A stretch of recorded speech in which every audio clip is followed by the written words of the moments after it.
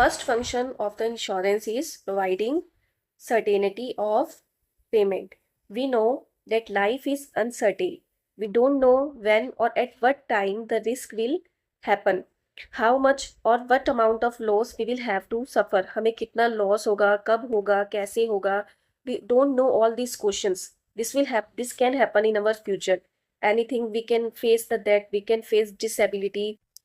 हमारा किसी भी टाइम, सपोज आपको हार्ट अटैक आ सकता है, किसी टाइम कोई डिसेबिलिटी हो सकती है, फायर लग सकती है, चोरी हो सकती है. So we don't know all this.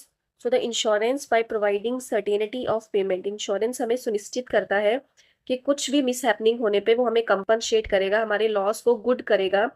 If the loss will happen in future, we will get the payment of loss और compensation for the loss.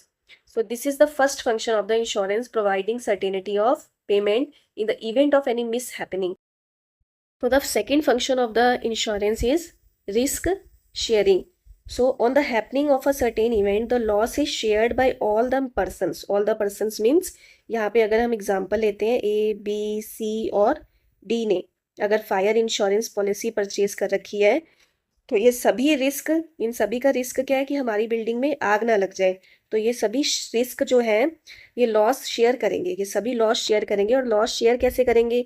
Suppose in सब ने इंश्योरेंस कंपनी को इसने 20,000 अभी तक पे कर दिया है प्रीमियम के थ्रू. जैसे थोड़ा थोड़ा ये प्रीमियम पे करते हैं हर महीने या क्वार्टरली या हाफ ईयरली. सी ने 40,000 पे कर रखा है, डी का 30,000 हो गया है. लेकिन आग सिर्फ सी की बिल्डिंग में लगती है.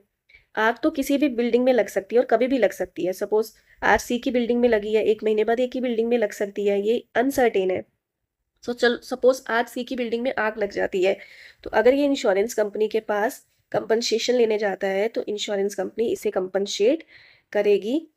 जितना भी इसका लॉस होता है, सपोज इसका लॉस होता है 1 लाख का, अभी इंश्योरेंस पॉलिसी परचेज कर रखी है, अभी प्रीमियम जाना था. सपोज लॉस होता है 1 लाख का. इंश्योरेंस कंपनी जितना भी इसमें से डिडक्ट करना है, कुछ भी जैसे डेप्रिसिएशन या जितना इन्होंने इस्तेमाल कर लिया है, वो अपना इंश्योरेंस कंपनी का एक रूल होता है कि उन्होंने कितना थोड़ा सा डिडक्ट करना है. लेकिन मैक्सिमम वो पूरा जो लॉस है उसे पूरा कंपनसेट करते हैं. मैक्सिमम वो जितना कंपनसेट कर पाए इंश्योरेंस कंपनी उतना कंपनसेट करती है. तो इंश्योरेंस कंपनी, सपोज चलो इंश्योरेंस कंपनी ने 95,000 दे दिया इन्हें या पूरे दे दिए, तो ये 95,000 कहाँ से आए? ये ए में से आए, बी में से आए और डी में से आए. ये लॉस जो होता है, जो मनी होती है, वो एक शेयरिंग होती है. इंश्योरेंस कंपनी एक फंड एक्यूमुलेट कर लेती है. इंश्योरेंस कंपनी एक फंड एक्यूमुलेट करती है जिसमें जिन्होंने इंश्योरेंस ले रखा है कॉमन रिस्क से, वो सब प्रीमियम भरते हैं और फंड कलेक्ट होता रहता है. और फिर किसी का भी अगर लॉस होता है तो उसे वो उन्हीं पैसों से कंपनसेशन प्रोवाइड कर दिया जाता है. The share is obtained from every insured person by way of premium. Share कैसे इकट्ठा किया जाता है? प्रीमियम्स के थ्रू. इस तरह से सभी जो लॉस होता है वो बांट लेते हैं. इंश्योरेंस कंपनी एक ऐसी डिवाइस है जो ये काम करती है. Insurance is a device which helps to share the loss. The third function of the insurance is assist in capital formation. Funds collected by way of premium payments. जो एक फंड एक्यूमुलेट किया हुआ है इंश्योरेंस कंपनी ने, made by the insured means जो ए ने, B ने, सी और डी, ये सब इन्हें क्या कहते हैं? इंश्योर्ड. इन सब ने जो प्रीमियम भर के एक फंड तैयार किया है इंश्योरेंस कंपनी के लिए, are invested in various income generating schemes. Insurance company के पास काफ़ी सारा एक फंड इकट्ठा हो जाता है.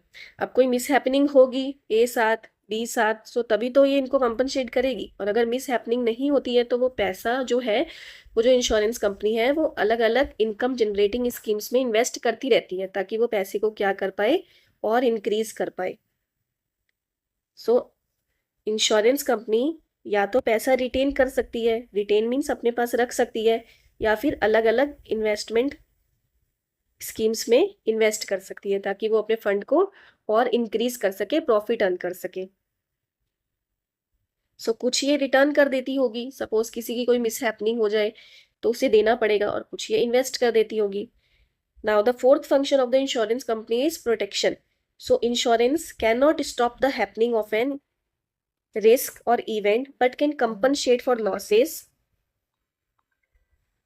Now, the fourth function of the insurance is to provide the protection. So, insurance जो एक डिवाइस है, so it can not stop the happening of a risk. Means आपने अगर इंश्योरेंस बाय कर लिया इंश्योरेंस कंपनी से, तो आप ये थोड़ी ना कैसे कह सकते हो वो इंश्योरेंस आपके जो मिस हैपनिंग हो सकती है आपके साथ उसे रोक नहीं सकता, उसे स्टॉप नहीं कर सकता, बट उसे मिनिमाइज कर सकता है, उसे कम कर सकता है, भरपाई करके, उसको कंपनशेट करके। सो इंश्योरेंस कोई भगवान नहीं है, not a god, can not stop the happening of a risk और event, but can compensate for losses arising out of it. वो आपका जितना लॉस हुआ है उतने आपको मनी देके, पैसा वापस देके आपकी भरपाई कर सकता है। So this way insurance provides protection to the insured. Insurance एक हमें प्रोटेक्शन प्रोवाइड करता है, हमारी फैमिली, हम, हमारा घर, सो ये सब सिक्योर रहते हैं, हमारा बिजनेस, ये सब सिक्योर कर सकता है। So these are the functions of insurance.